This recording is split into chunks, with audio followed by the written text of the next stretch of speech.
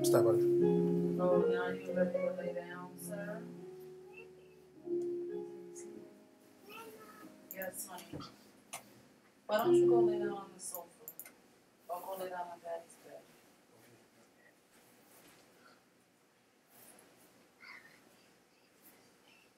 You want to get where? Oh, since when? You don't even All right. Good evening again.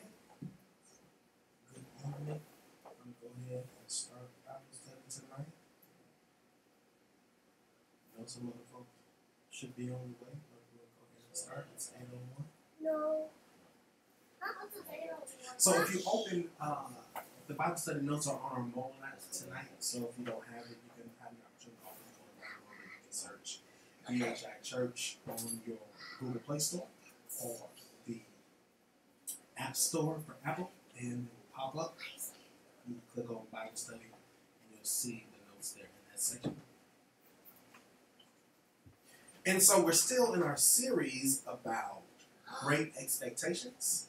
Tonight, I want us to focus in on when God expects. And so I want to talk a little bit tonight about what happens and what it looks like when God expects. So we'll be looking Mark the 11th chapter, verse number 12 and 14. And I am going to read out of the Message Bible on tonight. And it reads, as they left Bethany the next day, he, being Jesus, was hungry. Off in the distance, he saw a fig tree in full leaf. He came up to it, expecting to find something for breakfast, but found nothing but fig leaves. It was not yet the season for figs. He addressed the tree, no one is going to eat fruit from you ever again. And his disciples overheard him. So my question for us tonight, really quickly, is what do you see, what do you hear, what do you think about? What do you see as we read the text? What are the things that are going on in the text? When I say see, literally, what's just kind of happening in the text? What do you see at first glance? So for me, what I see at first glance is, as they're walking, Jesus comes up on the tree. It's early morning, he's hungry, and he's disappointed because... You're interpreting. Nope, I just want you to tell me what you I see. He sees an empty tree. He sees an empty tree. Well, what makes him come to the tree? Come to the tree because it's a fig tree. It's the season for the tree to have fruit. Nope. So one of the versions of the text say, and it's not the season for the tree to have fruit. But the tree is in full bloom. Now, I asked you earlier, I said, Professor, a pastor, what verses? And you didn't say that. I didn't think about it, but okay. But I picked Mark 11 through 13. Okay. Because well, I read it and I'm like, okay, it caught my attention also that here the Lord is knowing that the tree is in season and he see these leaves, but he go up to this tree and said, but you don't have all that I'm looking for, and he gets frustrated. And then he left that tree and went on to Jerusalem, to the church. And I'm like, was he still mad? Because that's when he saw the table with his... And he overdoes the table. Yeah. Okay. And so I'm like... This is a carryover. Yeah. All right. So let's talk about it tonight. So when God expects. So the first thing I'll say to us tonight is, just as we have expectations of God, God has expectations of us, right? And this is because we are created with a specific purpose in mind. Mm-hmm. We're created with a specific purpose in mind. So for tonight, for the purpose of our lesson tonight, the fig tree in the text serves as both a warning and a lesson for the disciples. So Pastor Aisha said this recently, that the fig tree in this particular text serves as both a warning and a lesson for the disciples and for us. And we see this because of the end of our particular pericope today. It says, and the disciples overheard him. So for tonight, I want us to focus on us as people being the fig tree. Okay. I don't want us to focus on the fig tree. I don't want us to focus so much on the fact that Jesus knows now that it's not the season for the fig tree to bear figs. Rather, I want us to focus on the fact that he had an expectation of the fig tree because of what he saw. He was aware that it wasn't time for the fig to be producing, but the fig looked like it should have been producing. We'll talk about it in just a minute, right? So the problem wasn't that the fig tree wasn't in the right season to produce. The problem was the fig tree was perpetrating like it was producing. What does Mama. perpetrate mean? Trying to be something that you're not. Pretending. Right? And so the fig tree serves as a warning and a lesson for us and for the disciples. So back to this whole idea that just as we have expectations of God, God has expectations of us, and this is because we are created with a particular purpose. A fig tree's purpose is to produce figs. So we're going to look at the fig tree, and we're going to see how it is that the fig tree can teach us about better understanding when God has expectations of us and better understanding what it looks like for us to be authentically us. Yeah, that could have been me. You asked me to pray. And if I was just, you know how sometimes we tell people for the first time to pray. Mm-hmm. And they stutter. It just not there. So that's a fig tree. You know? And I almost was at that point I had to pull out something. So yes, I understand. Awesome. All right, so what the fig tree can teach us about God's expectations for us. So, why Jesus expected the fig tree to have fruit. So let's talk through that. Why Jesus expected the fig tree to have fruit. So fig trees follow the principle of conditions. Conditions is a mathematic principle. And a conditional statement says, if something, then something. So the fig tree follows this same principle. Here's the principle for the fig tree. If a fig tree has leaves, then it should also have fruit. This is what I'm telling you about a fig tree. If you do the research, you do your homework, what you'll find out about fig trees is fig trees don't have leaves if they don't have fruit. Now somebody can come and pick the fruit off of them, but a fig tree, if a fig tree has leaves, then what a fig tree should also have is fruit. Right? So we have to have this and understand this going into this narrative. So a fig tree doesn't have leaves unless it has fruit, because they are created to produce fruit and leaves at the same time. So if you have one without the other, then it's a sign that there is a problem somewhere. You stop. Go get in your bed. Go.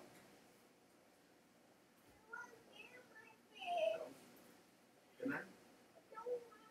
That's fine. Go get in your bed.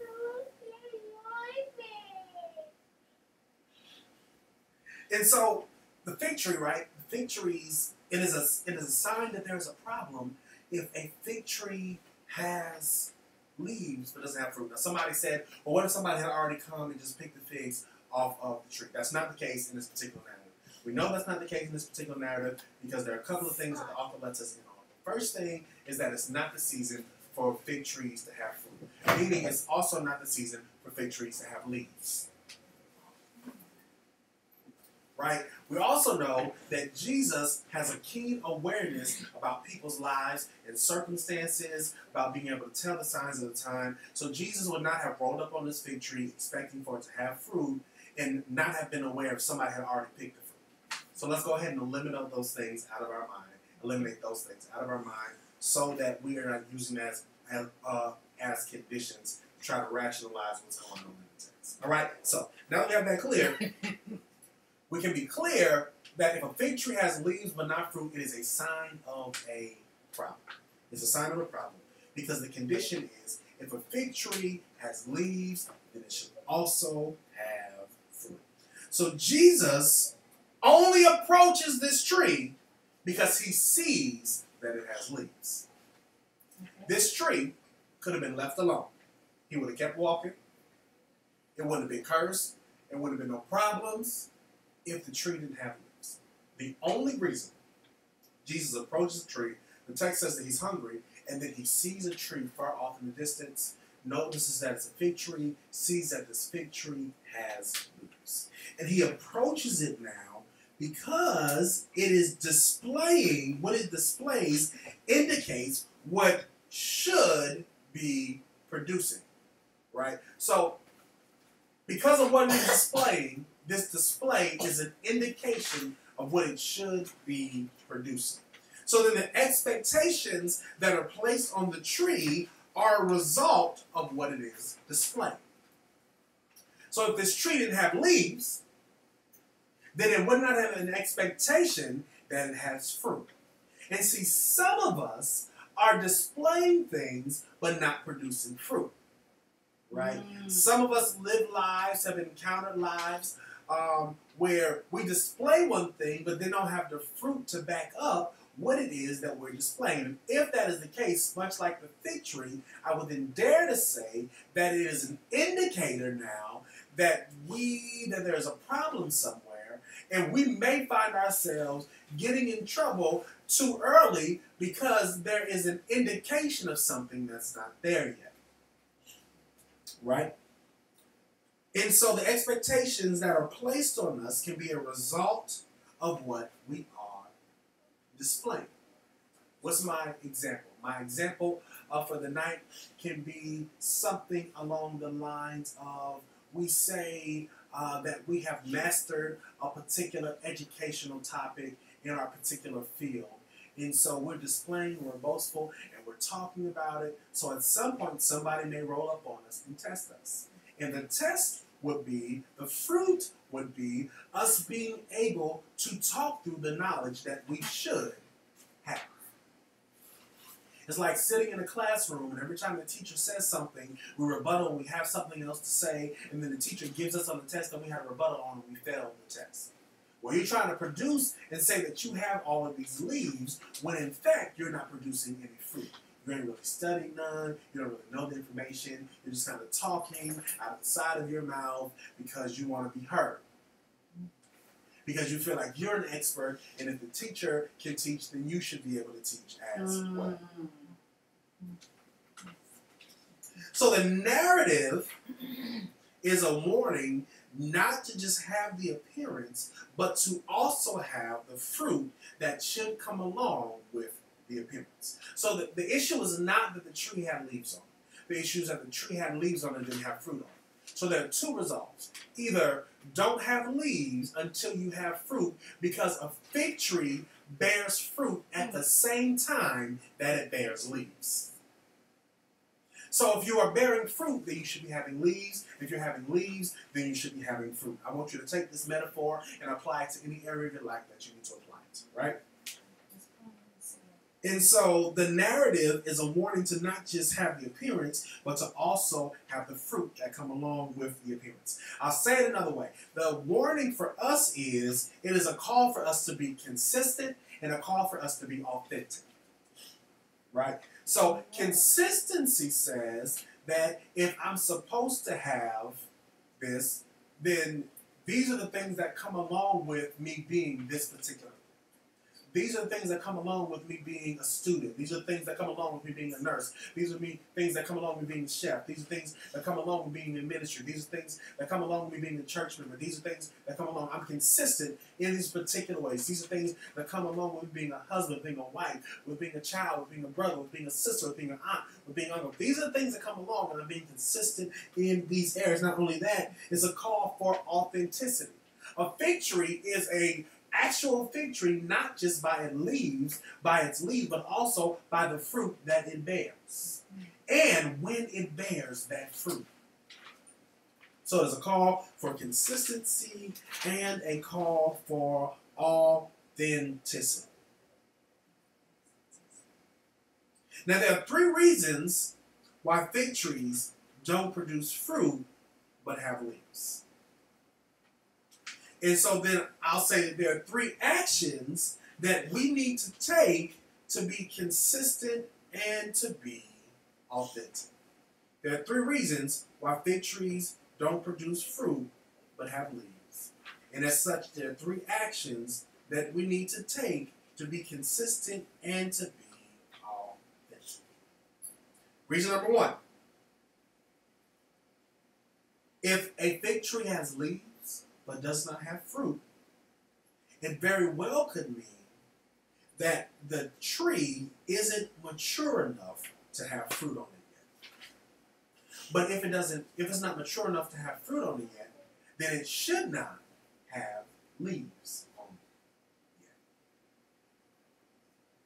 So the first action that I want to encourage us is to grow up, that we got to be mature. And everybody sitting in the room but one tonight is an adult. But for some of us, in some areas of life, we still have maturity.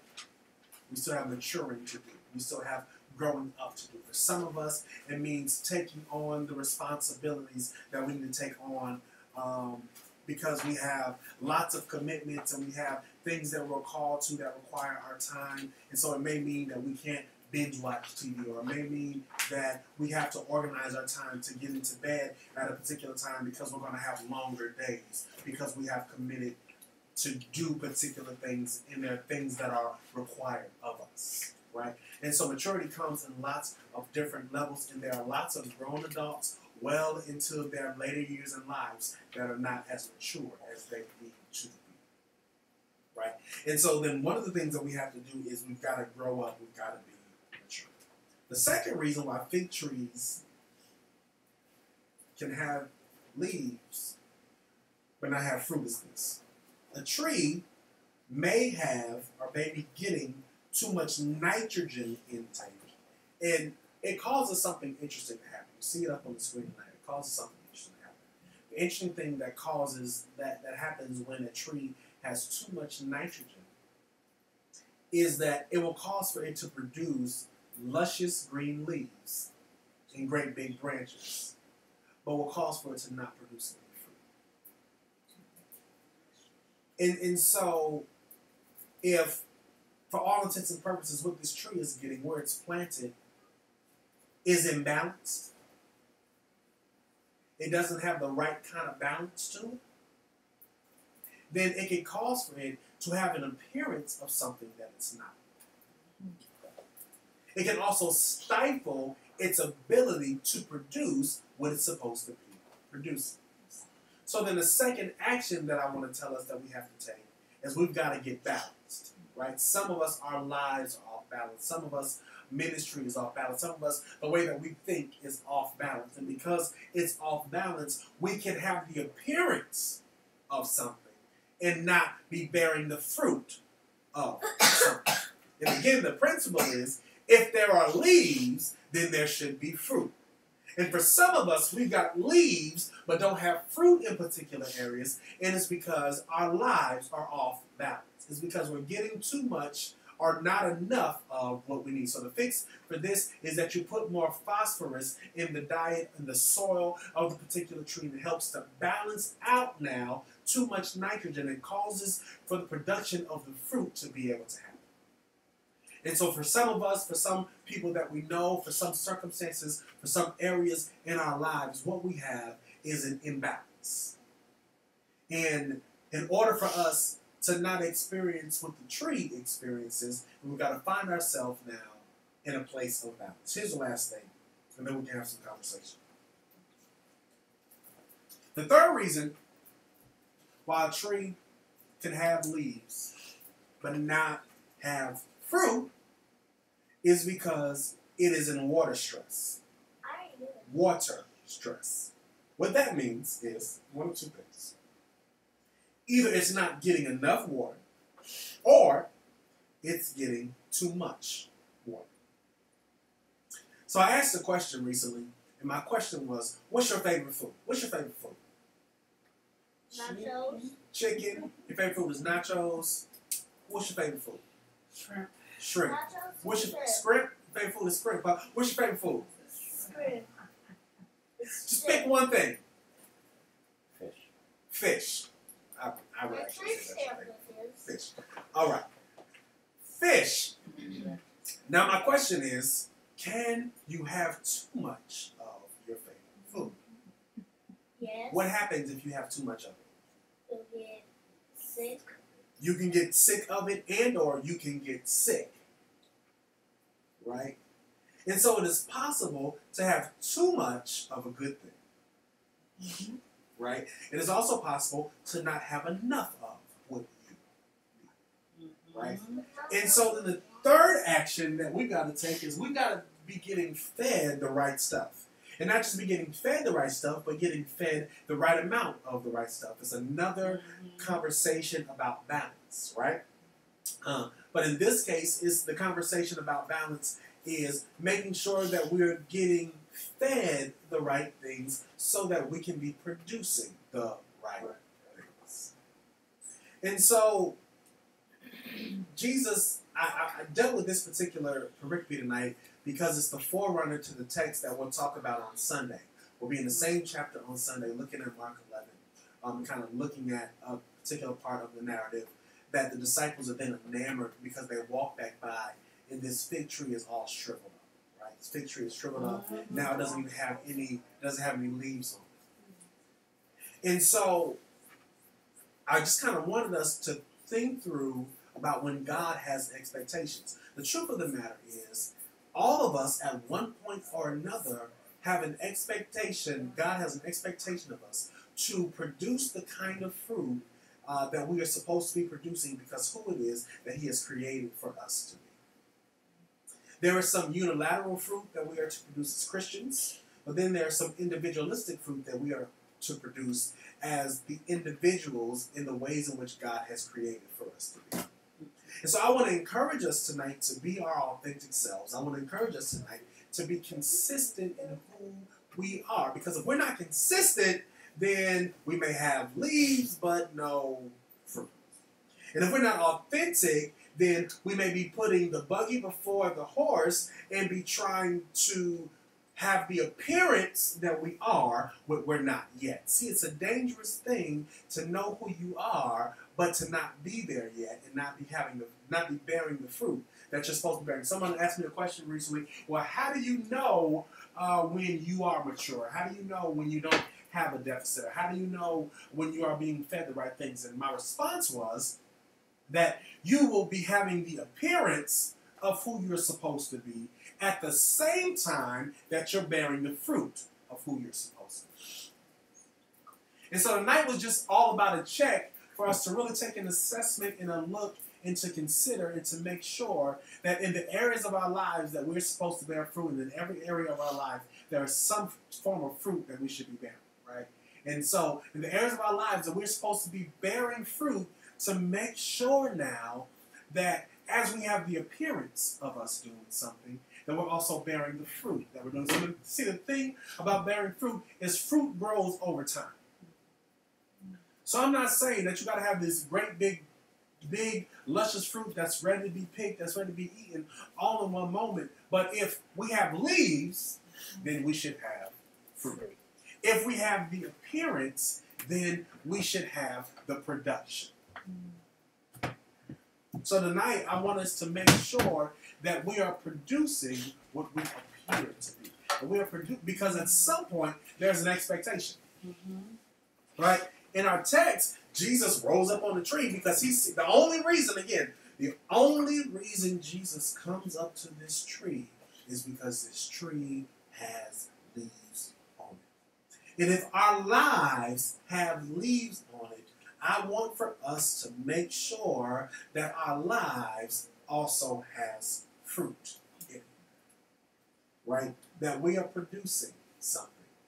That we don't just look like something, but we're not in it.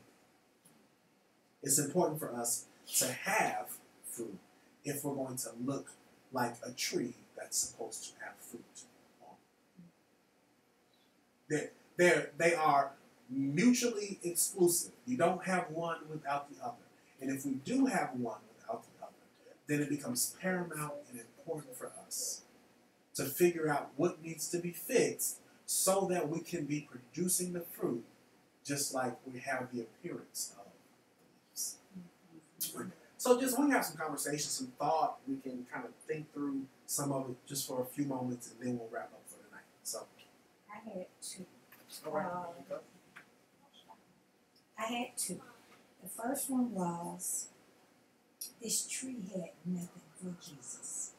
And that could have made Jesus mad. When you are a part of Jesus, then there's always something for Jesus. The word said, be ready at all times.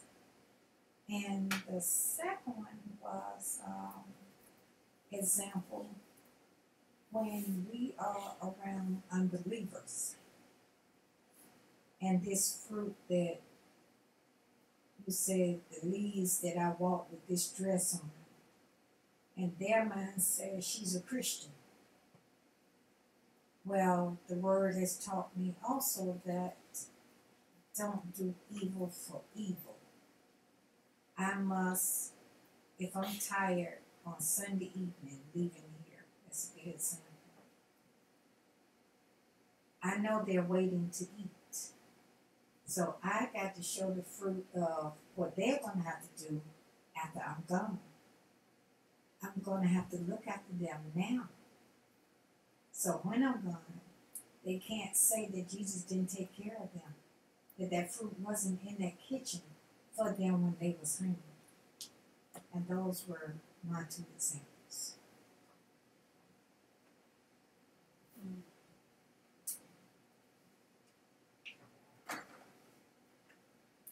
Well, it was good. This was actually good. It was thought provoking. Because when you're looking at the tree from the point of it not being in season, but perpetrating, if you look at it from that point, perpetrating, and trying to be what it's not, or blooming, or even saying blooming in the season where it shouldn't be blooming. If we're looking at it that way, just saying that it's maturing before it should be. And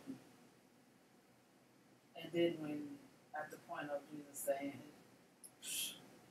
you're not going to bloom anymore, you know, then we have to look at when we have expectations put on us for us to produce something, then we need to really take a look at our lives and say, okay, what is it that I'm supposed to produce? And when am I supposed to come uncovered and show myself at this point to the public or to whoever, to Christendom, to whoever it's supposed to be exposed to. And at that point, we need to make sure that we're praying and we're fasting and we're preparing. And I think the biggest point is making sure that, you know, I think one of my good rules is to thine own self be true. Know yourself. Make sure that you're being true to yourself about what you're really called to do, what you're really, what your purpose and what you're set out to do. And if you're not sure about that, take some time to get to know you. Take some time to ask God, what is it that I'm really supposed to do? And sometimes just be led of God to know what it is that you like.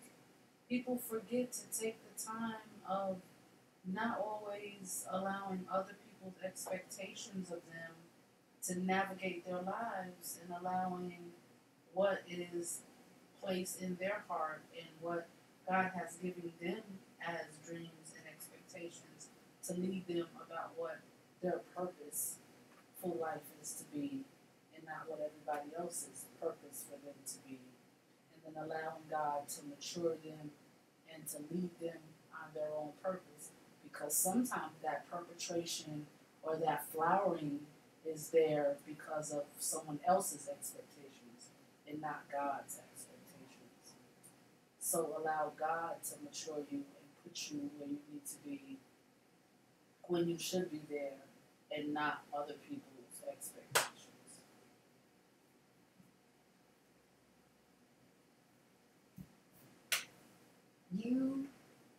I have watched you all day. You was that fig tree that did produce. You could have said, I've done this and I've done that and I've done this and I've done that. And your figs are right here in that chair for us. You probably wore out and tired. But you gave Jesus your figs. And that's what he's speaking of. He can give us just a few more minutes to make a fig. And you did very well. Okay? And so the expectation, there's a principle that I just kind of want to throw out that becomes really important. And that is appearance will always set us up to have things expected of us. Mm-hmm. Right? And so then it becomes important if we recognize that to make sure that we are what we are producing is matching what we are appearing to be, which comes to the consistency. A lot of us and a lot of people go to the whole one. I'm just, especially with expectations. Well, you know what? I've learned that I'm just not going to have expectations of people, and I'm not going to feed into people's expectations of me because, I don't want to, or if I don't feel like it today. But that's lack of consistency. If that's your only motivation or your only reason, that's lack of consistency. When you make a decision to say, well, I'm just not going to because I don't got to. Well, if you said that this is who you are, if you said that this is what you were going to do, if you said that this is who you believe that you were called to be, if you said that God said, then it requires a level of consistency. It requires a level of you bearing the particular fruit that you need to bear. Yes, that you need to bear. And so, if you are not bearing that particular fruit, then don't get mad when stuff's not going the way that you expected it to go because you want to have the appearance of it. You want to say that you have, but then you don't have the fruit that you have, which comes down to being consistent, right? And ultimately, if we're called to be fig trees or called to be whatever you're called to be, then it's important that you embrace that so that you can be that. Because then the other part of our problem is we know that we're called to be something or we're created to be something, but because we don't like the process, because we don't like what it requires, then we never fully manifest in it. We always have an excuse for it. Because of fear or because of reservation or because of the expectations or because of the demands that come along with it. Everybody wants to be great, but nobody wants to invest the time to be great. Everybody wants something, but nobody wants to be committed to anything. And so, if we want something, but we're not willing to be committed, then we're not being consistent and we're not being authentic. Because being authentic means that I've taken an assessment of what it requires. I know what it requires. I know what's needed. And I know and can recognize when something's wrong and when it needs to be fixed. And it becomes my responsibility, hopefully, to be able to fix it before the expectation or the demand is put on me. And now there's this check to see, are you producing or are you not producing? Do you have fruit or do you not have fruit? And so it becomes important for us to make sure that we are consistent and we are all Amen? Amen. All right, so just kind of want to talk about when God expects this reality that at one point or another, God is going to come looking for what's on our tree. Yes. The only reason in this moment that Jesus looked is because he sees the leaves. And so this narrative could have happened when the fig trees were in season. Mm-hmm. It happened so that it didn't happen. But the truth of the matter is, at one point or another, somebody's going to come looking. God is going to come looking. God has an expectation of us. And so we've got to be clear about what he's going to find. Is it just going to be leaves? Or is it going to be what's supposed to be there, which is leaves and fruit? All right? All right. So, Father, we thank you for this day. We thank you for this time together. We thank you for what we've been made to think about, to consider tonight.